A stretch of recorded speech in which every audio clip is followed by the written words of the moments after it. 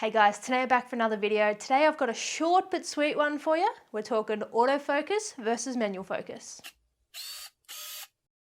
So autofocus mechanisms in cameras have come a long way. They used to be very noisy, and even in some cheap lenses these days, they still make a really big noise, which when you're filming video is not really ideal. But on your more prosumer cameras, the ones that are actually quite decent, autofocus is very, very reliable and something that a lot of professional creators rely on just because it's so convenient.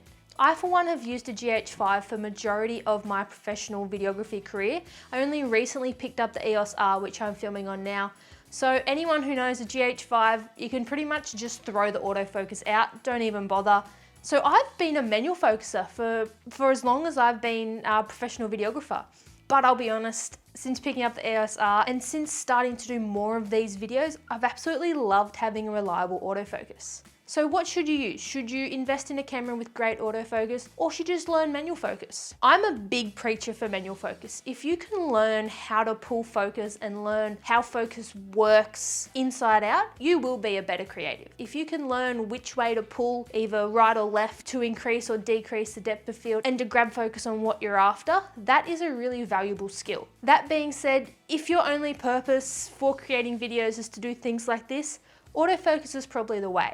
If you're wanting to be a cinematographer or a creative videographer, manual focus is definitely worth learning. So autofocus uses the mechanisms inside the lens to track what you set the focus point as. I'll run through a few tests with the camera in front of me, which has a very good autofocus system. So this camera actually uses eye tracking, which means it sets focus around my eye, and then as I move, it can follow whether I'm coming closer or further away from the camera. Right now, standing at this point, I'm in super crisp focus. So if I take a step forward, the camera is able to track my eye's movement and adjust the focus so I'm nice and sharp when I'm standing this close to the camera. If I take a step back, it does the same thing. Even though I am significantly further away from the camera, it can still work out my movements and follow me. So now I'll just flick over to manual focus and we'll do the same tests. So now we're in manual focus. If I do the exact same movements, you'll see the difference. Nice and blurry. Oh, love that blur. But moving back to the middle point, I become in focus again. Now for me to be in focus as I move forward, I'll have to make a manual adjustment on my lens. I'm in focus.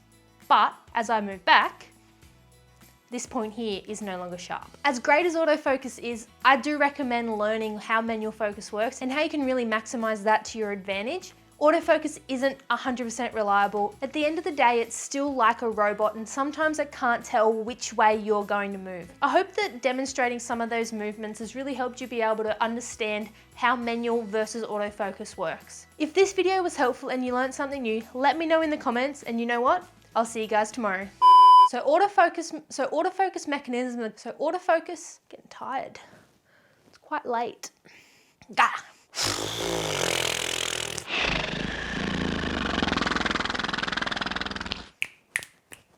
I'm in super crisp. Why can't I say that? And that's the end of my video.